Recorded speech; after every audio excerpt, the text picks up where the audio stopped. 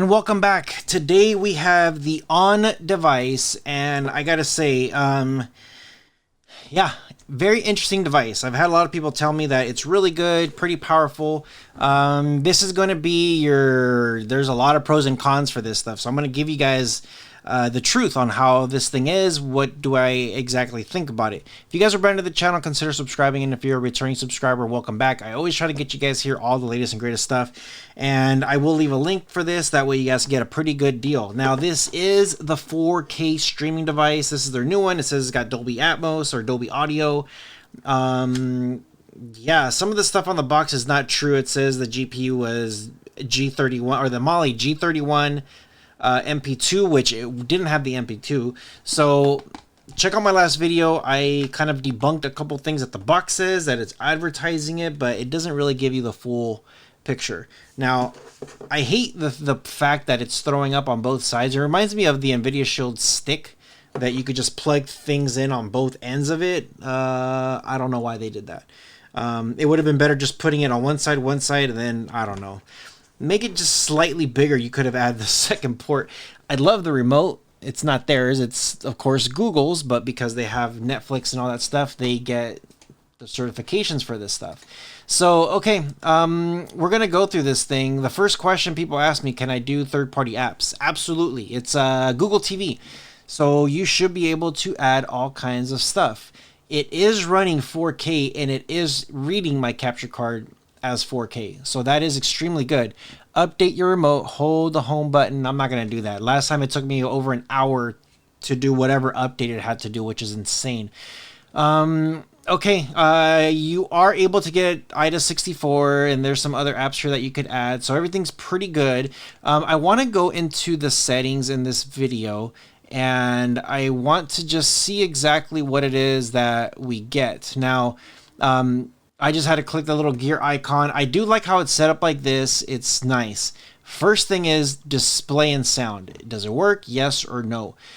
HDMI CEC is enabled automatically, which is great. Resolution, when you do click on this, you could do auto switch the best resolution, or if you click it off, you could choose whatever you want. So they do have a 59.9 or 60 hertz. They have a 50, 30, 25, 24, and then it goes into like the 1920 and 720, and yeah. So 1080p, 720p, good. I'm just gonna leave this for auto best, and it was picking up the 4K resolution automatically. As far as your dynamic range and color format, this one you could mess with your HDR, but it doesn't have Dolby Vision, which, didn't this thing say? Oh, Dolby Audio, not Dolby Vision. So it says unsupported format. I'm just reading what it says here. Match content dynamic range, always HDR. You could also do a match content if you want, but I always, I leave it on how it is on stock. You could mess with the frame rate. I'm going to leave it never. Advanced display, allow game mode if I do that one, and then advanced sound options. So for sound options, you could automatic enable only the formats that are supported by your audio output device. This one, there's no audio output besides the HDMI. There's no optical audio out, but the HDMI will do whatever it needs to do.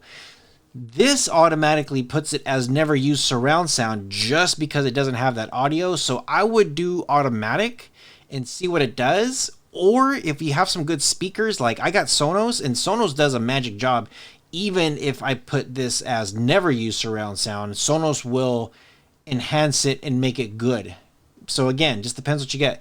I am curious about the formats. So this is for audio. It does say Dolby Digital, Dolby Digital Plus, Dolby Atmos with Dolby Digital and DTS. No DTS HD, and this does say it has Dolby Audio. So those are your different options. So as far as your setting it up goes, you do have some great stuff there. Again, when it comes to your visual effects, it's going to be great.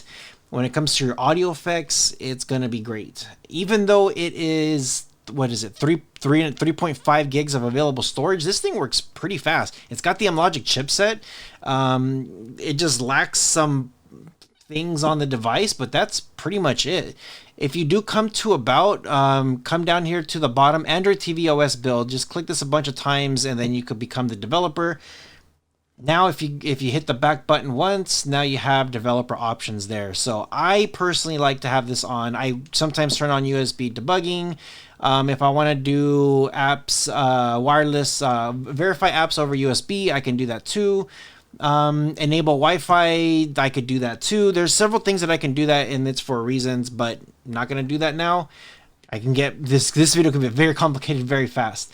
You could do casting, which is great, but it's Android TV built in, so do you really need it? Not really. And this is the whole click, click, click sound. If you want to turn that off, I always turn this thing off because I don't want it. You could do ambient mode, storage mode if you need to delete stuff. It says total space 5.1, but you're only left with like about a little bit over 3 gigs. So yeah, just so that way you guys know the truth exactly on what's happening here. Now, you can add more remotes. This remote I love, but there isn't a mouse available. So I would probably get an Air Mouse remote. This is the only, like, if honestly, if it had like a Air Mouse, it'll be like a really great remote. That's the only thing. It's already a great remote. That's all it's missing to put the cherry on top. But as far as everything goes, like, the settings on this thing is pretty easy. Everything is pretty nice on this thing. It's very simple and straight to the point with this. So let me know what you guys think in the comment section below. I always try to get you guys here the latest and greatest stuff. It works good. Oh, and the other thing is it does run a little hot. It definitely runs a little hot. So if you have this under your TV and if you notice you're like, hey, I'm opening up an app and it kicks me out, you might be low on storage. Or if the device shuts down or reboots and restarts, the device might be a little bit hot.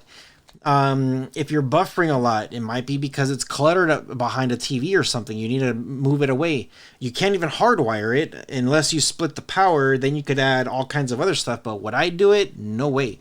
If something happens to that power and you fry something, then you're going to fry more than just the guy. So yeah, let me know what you guys think in the comment section below. I've heard some wild stories from a lot of people when they do certain things, and I'm just like, well, should have gotten something different. Yeah, but let me know. Have you guys played with this one? What do you guys think? Again, for me, pleasantly surprised. It runs great and smooth. If you have all the first party apps like Netflix, Disney, and all that stuff, all the subscription stuff, it takes very minimal space, so it's going to run great. As soon as you add one third party app, if you got like Sinclair, if you got, I don't know, Simple TV, if you got anything like that, forget it. Anything could happen.